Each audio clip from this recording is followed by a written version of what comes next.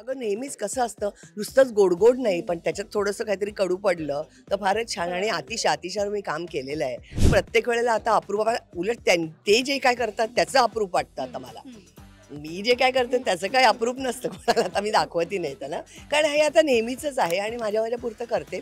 आणि आता सगळंच बदललंय. पूर्वी कौतुकाचे वेगळे एक सोहळे असायचे आणि आता वेगळं झालेलं आहे. हे तो बस सुरुवात है.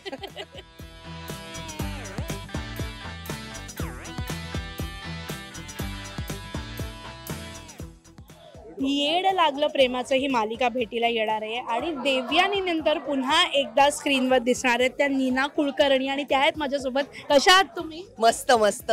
खूप मजा येते मला टेलिव्हिजनवरती काम करताना आणि विशेष करून ही जी मालिका आहे ती एक खूपच म्हणजे त्याचा कॉन्टेंट इतका जबरदस्त आहे आणि मजाच येते म्हणजे. आणि लुक थोडा वेगळा आहे कारण काय तुम्ही असे फार खऱ्या आयुष्यात थोडं ग्लॅमरस आहात असं मला वाटतंय, पण हा लुक थोडासा वेगळा आहे. एकदम साधं सरळ असं मंगळसूत्र, सोज्वळ अशी आई आहे. सो काय सांगा लुक? लुक म्हणजे व्यक्तिरेखेप्रमाणेच लुक असतो. मी एरवीच्या आयुष्यात कशी दिसते आणि काय असते तुला माहिती आहे, पण ते गौण आहे असं मला वाटतं. लुक तुम्हाला प्रामाणिक राहावं लागतं व्यक्तिरेखेशी. आणि खरं सांगायचं म्हणजे पूर्वी मी अशा तऱ्हेच्याच भूमिका करायचे. तू खूप लहान असशील कदाचित तेव्हा, पण लोकांना आठवेल का जे ज्येष्ठ आहेत त्यांना.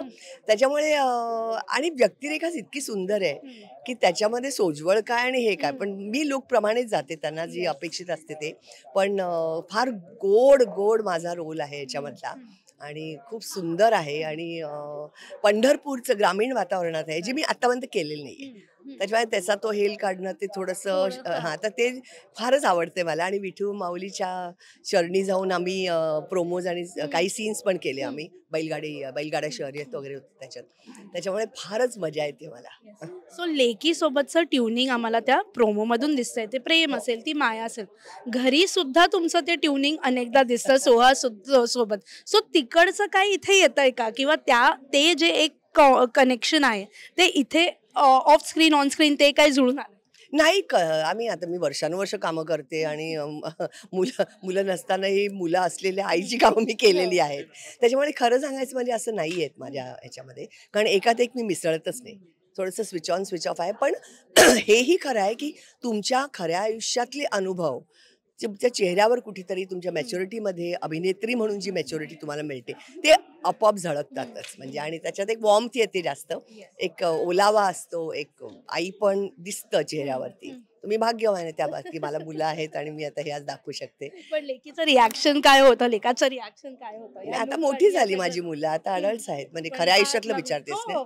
नाही नाही, आता तसं काही हे ना, बघून काय करते ना असं काय प्रत्येक वेळेला आता अप्रूप. उलट ते जे काय करतात त्याचं अप्रूप वाटतं आता मला. मी जे काय करते त्याचं काही अप्रूप नसतं कोणाला, आता मी दाखवतही नाही त्याला. कारण हे आता नेहमीचंच आहे आणि माझ्या पुरतं करते. आणि आता सगळंच बदललंय. पूर्वी कौतुकाचे वेगळे एक सोहळे असायचे आणि आता वेगळं झालेलं आहे. ते त्यांच्या कामात व्यग्र असतात आणि मी इथे फारच मला पण आहे ना माझी मुलगी मंजिरी. आणि इतकं ते आमचं गोड नातं दाखवलंय ह्या मालिकेमध्ये.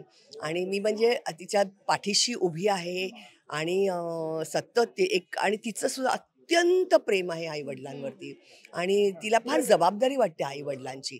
हे फार मला त्याच्यातलं गोड वाटलं, ज्या पद्धतीने पूजा बिरारी करते काम ते सुद्धा.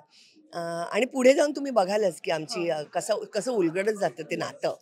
तसंच ठामपणे समोर उभी राहिली आहे ती खलनायिका.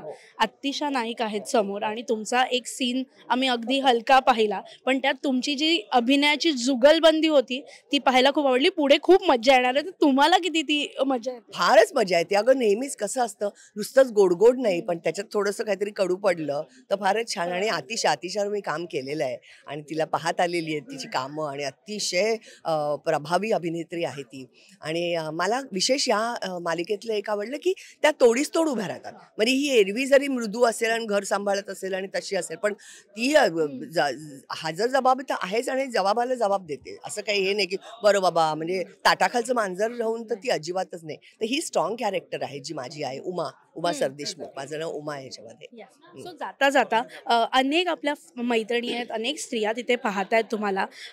तुम्ही इतके वर्ष काम करतायत तरी तुमचं हेल्थ फिटनेस याकडे व्यवस्थित लक्ष देऊन असतात, घर सांभाळता, हे सगळं. त्यांना जाता जाता जर एक स्त्री म्हणून काही सल्ला किंवा मैत्रीपर काही सांगायचं असेल की या वयातही आपण कशी स्वतःची काळजी घ्यावी, कसं स्वतःला प्रायोरिटाईज करावं, तर ते काय? माझ्या सगळ्या महिला भगिनी मैत्रिणी आता ह्यांनी सांगितलंच आहे आणि आग्रहाने सांगते की काहीतरी सांगा. तर मला असं वाटतं काम करणं, सतत बिझी असणं, आपल्या कामात व्यस्त असणं, कामाविषयी आस्था बाळगणं, अगदी मग ते घरकाम सुद्धा असू देत. म्हणजे साधी आपण घरात एक डिश जरी बनवत असू किंवा काहीतरी जेवण नेहमीचं बनवत असू तरी त्यातली जी आस्था असते त्या आस्थेने जर आपण सगळं करत राहिलो ना तर मला असं वाटतं आपण मनाने सुदृढ राहतो आणि जेव्हा मनाने सुदृढ राहतो तेव्हा आपली तब्येतही चांगली राहते. क्या बात आहे. असेच छान छान सुदृढ राहा, मस्त राहा आणि छान छान पुन्हा भेटणारच आहोत. आता तर काम आणि नवीन प्रवास सुरू ये झाला. तो बस शुरुआत है.